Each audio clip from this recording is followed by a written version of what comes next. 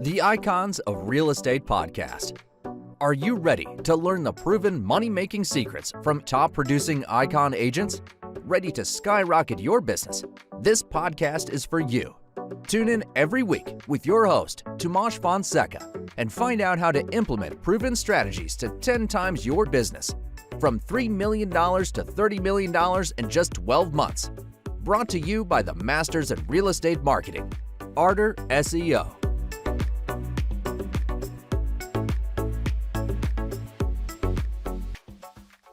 Welcome to the Icons of Real Estate. I'm Tim Calloway. We have a very special guest for you today, Rachel Gainsbrugh from Short Term Gems, all the way from the wonderful state of Georgia.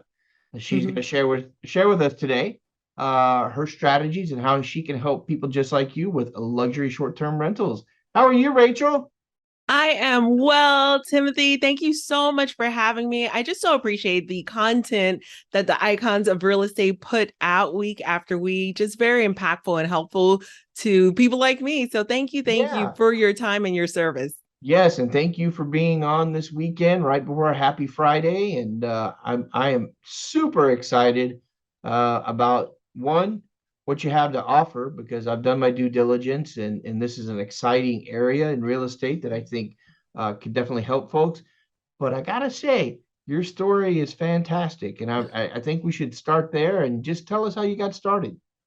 Yeah, absolutely. So after graduating from grad school, we had a whopping $500,000 in student loans. And so I know. And unfortunately, a lot of people are facing that, right? An astronomical amount for education. And so I was born in the poorest country in the Western Hemisphere, in Haiti, raised in the inner city of Miami. And I knew that with education, I could really change the trajectory of my life. And that's what my parents had taught me. And so I did the things, went on to grad school, got the doctorate, but that debt was really crushing. And so between my husband and I, we worked moonlight shifts, like 5 jobs at one point to get it paid down. I know it was a lot. But once we're on the other side of it, we're thinking to ourselves, how do we leverage, our brain trust and figure out a way to not just keep spinning our wheels and exchanging our hours for dollars. And real estate was it. Real estate was definitely something that we were interested in. And, with all the other strategies of investing out there, we didn't quite understand the NFT stuff and the Bitcoins and all of that cryptocurrency, which was really hot around that time. Does anybody? I'm not sure the people making money on it. Do. Yeah, I know. It's hard, but with real estate, you can, feel it, you can touch. I can touch a house. It's like, okay, I understand this. This is pretty straightforward. Right. And so, with all of the strategies in real estate, we determined that short-term rental was really one that would help us kind of accelerate the savings, accelerate our revenue, compared to all of the other real estate strategies at the time. So we went into short-term rentals and we niched into luxury short-term rentals. And, contrary to popular belief, it doesn't cost millions and millions of dollars to get into luxury, which I'm grateful for. And we haven't looked back since, really. Oh, that's fantastic. I love hearing stories like that. Now, I do want to ask, so, I've interviewed a few others, because really the short-term rental side of it to me is I don't like to say the new, area of real estate to get into, but, I'm old. So going back to 1992, there were no short-term rentals people were really investing in. And it wasn't really until Airbnb came along and some of these other models that people started saying, hey, this is something that we can work in. What did, you and your husband, how did you decide it was short-term rentals over flipping, wholesaling, buy and hold, rent? How did you come to short-term rentals? I love that question, Timothy, because your first foray into real estate investing, if you're looking to get in, and I'm very frugal, I'm one of those frugal girls. I do like the luxury side of things, but growing up, with not a lot of resources, I've learned to be frugal. So the first and obvious thing for me was, how do I get in without spending a whole lot of money and spending a whole lot of time, right? And so obviously the easy way to get in, fast money, not a lot of time, wholesaling. That sounds easy enough, right? And that's what's preached out there. But then you have to count the cost. I sat down and I kind of did an analysis okay, give me, without the fluff, without the marketing, give me the reality of what the life of a wholesaler looks like. And when I saw it, it was hours and hours and hours, whether you're door knocking or putting out signs or getting on those calls, pounding the pavement of the phone, which is great for my 19-year-old brother. But I have a doctorate. I'm making multi-six figures. Right. Is that my best and highest use? Right. So I had already exchanged hours for, dollars. Wholesaling for me at that point in my life was going to be buying another job, right? And so I had to check that off. I said, okay, no, this is not going to be a good fit if I'm being realistic with myself. So obviously the next best step is, wow, I'm watching HGTV, and at the end, everyone gets $40,000, $50,000. That looks great. Yeah. So then I go into a deep analysis. What does this really look like in reality, again, without the marketing, without the fluff? And what it looked like was, you're a project manager, a full-time, full-on project manager, chasing down your contractors, chasing down invoices, getting bids. Right. It's a whole other full-time job. Right. And at the end, with both of those, at the end, it's hit or miss, right? And then I found long-term rentals. I was like, I went a bit more passive, with long-term rentals.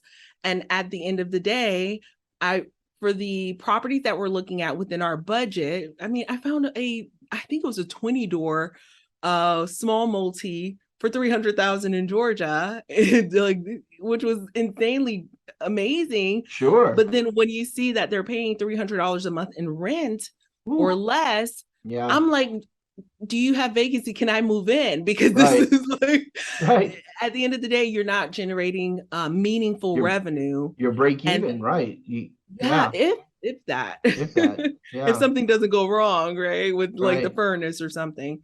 So for me, the most meaningful revenue, of course, I looked at multifamily syndication too. And depending on the operator, depending on the GP, you either win or you learn. That's what it is. You win or you learn. Yes, we'll call it learn.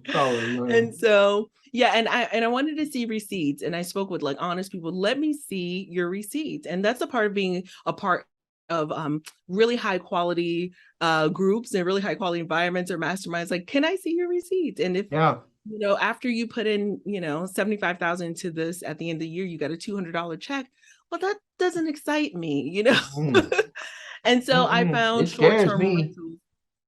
Yeah. That's the excitement. That's fear, for sure. Exactly. So when I found short-term rentals, I recognized that, okay, this is going to take some work, but man, oh man, I'm looking at 3 to 15x the revenue generated from long-term rentals if I can figure out a way to leverage the skills that I have with managing people and systematize it.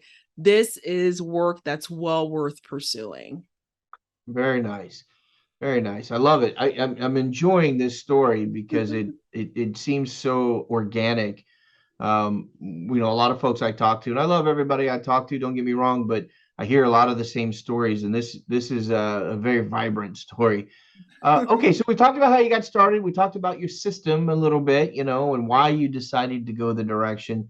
So let's talk about how you help others. Okay, so I do know that you offer coaching or a program for folks to get into this line or this vertical of real estate.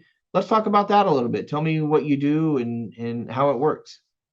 Yeah, so medical professionals, especially women in medicine, is dear and near to me just because I was that burnt out mom with the Yeah. guilt and all of the things, like not able to really enjoy and explore the milestones of my family members. I remember my kids, they knew my nanny's name before they knew Right. my mama. And so I still hold that close to me. And I felt as though I wanted to create a solution for those individuals who are looking to just curb the burnout a bit. We don't go into medicine to walk away from medicine, we Right. go in there because we want to help others to be healthy, but yet we're some of the most unhealthiest people out there. We're grinding it out, right? Mentally, physically unhealthy.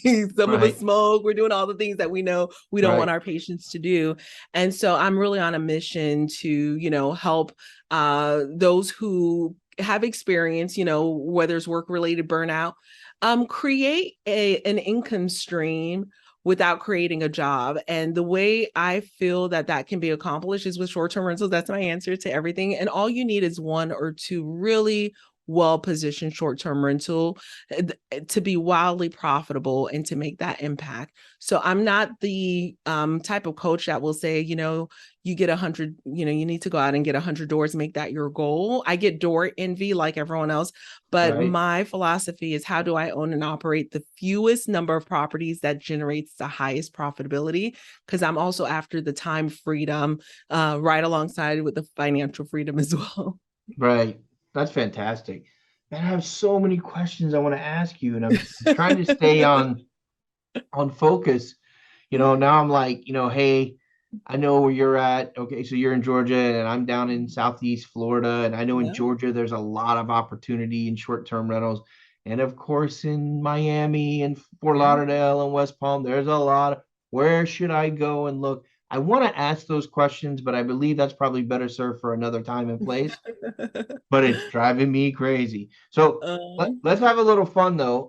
In let me ask this: if I had a magic wand, so to speak, or I had the ability to solve your largest concern, and I'll never call it a problem because it doesn't mean it's a problem. It's just something that you're trying to, take care of over time. Something that maybe keeps you up sometimes, or you wake up thinking about. What would that be?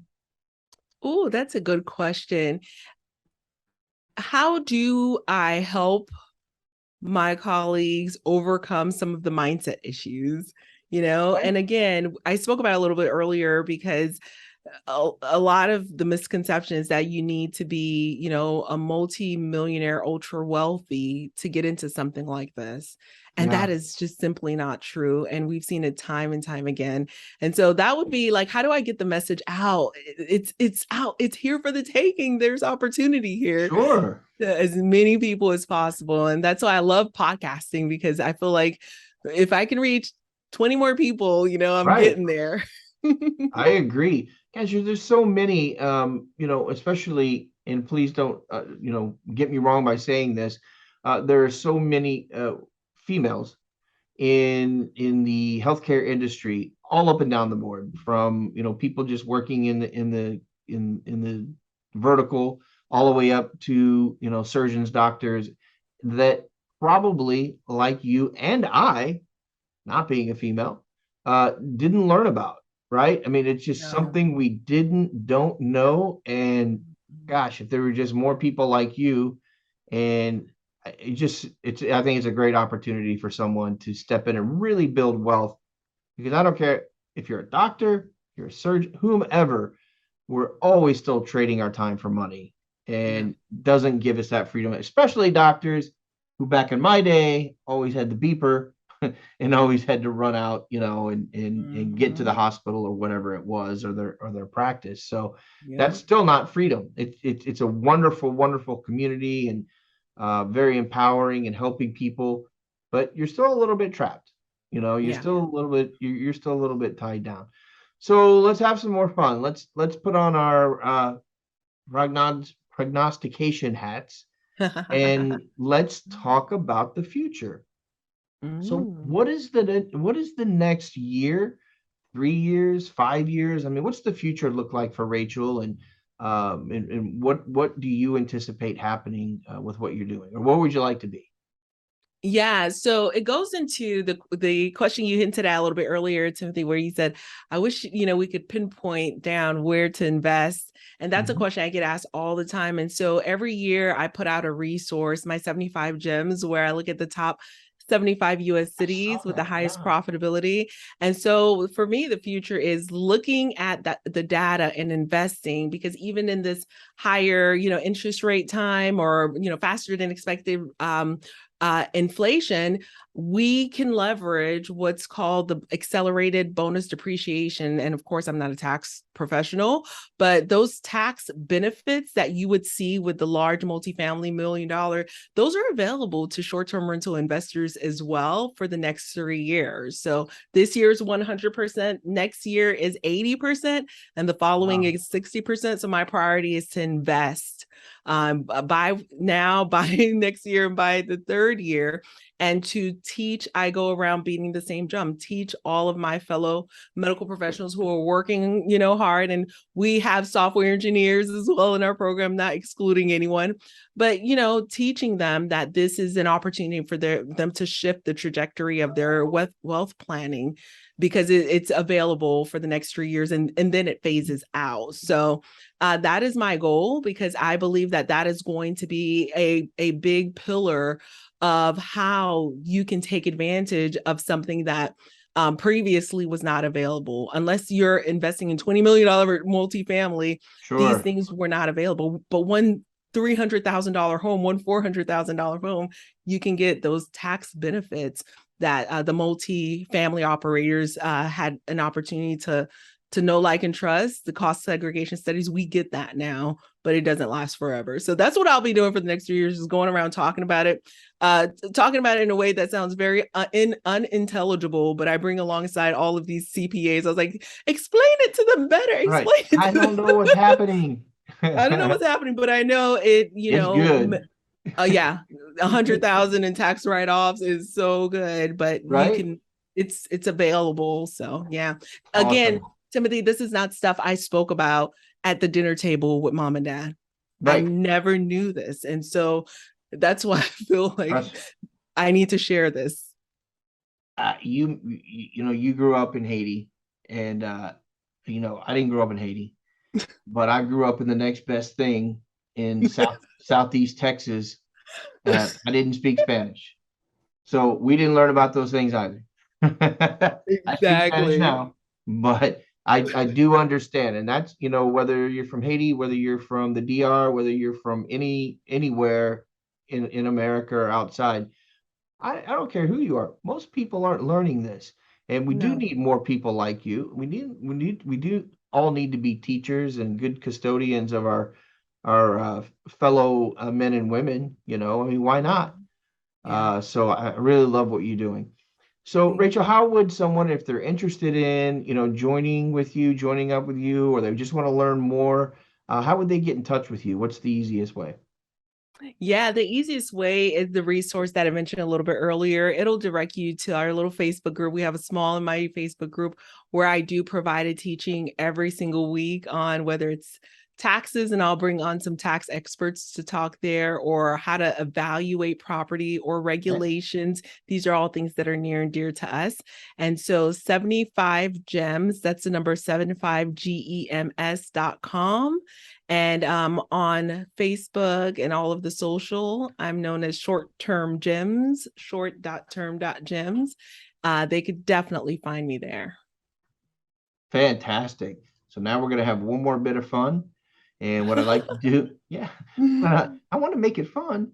What I like And to let's do make here, it fun. yeah, fun and informative. It's like a lunch Yes. and learn without the lunch. I don't know. So, so what I like to do at the end, this is your show, and you're really talking about things that are important. I'd like to give you the opportunity for the last minute or two to just talk about whatever's on your heart, soul, or mind that maybe we didn't cover, or you'd like to reiterate some things that we did cover. So I give you the floor here for the next minute or two.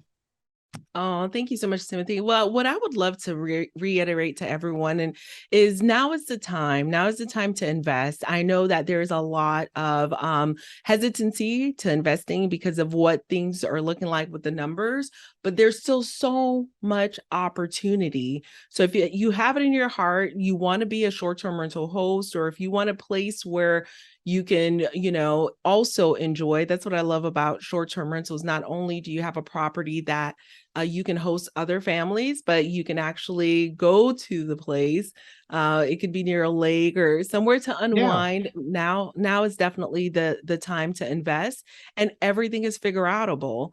You wouldn't believe the creative ways members of our communities have figured out a way to move forward when initially they had counted themselves out. Yeah. And so they're like, well, this isn't going to be for me because of hang up, because of XYZ. But if you know that everything is figure outable, there may be, a few months, a delay for you to get there, but you will get there. So if you have it in your heart to get started now, because in 3 months, who knows where you'd be. Members of our community are shocked where they are now. But if they didn't take that first step and move forward and connect with the right groups and the right resources, they would have been, the same place they were last year, with no investment, with no property, with nothing that is generating them revenue outside of punching a clock. Sage advice. I love it. That was fantastic. Rachel, thank you so much for being on the show. I really enjoyed it. And I look forward to talking to you again in the next 3, 6, 9 months and see how things have progressed, probably sooner. But thank you so much for being on the show. Such an honor. Thank you so much for having me, Timothy. Have a great weekend and the rest of next week. Be safe. You as well. Bye-bye for now. Bye-bye.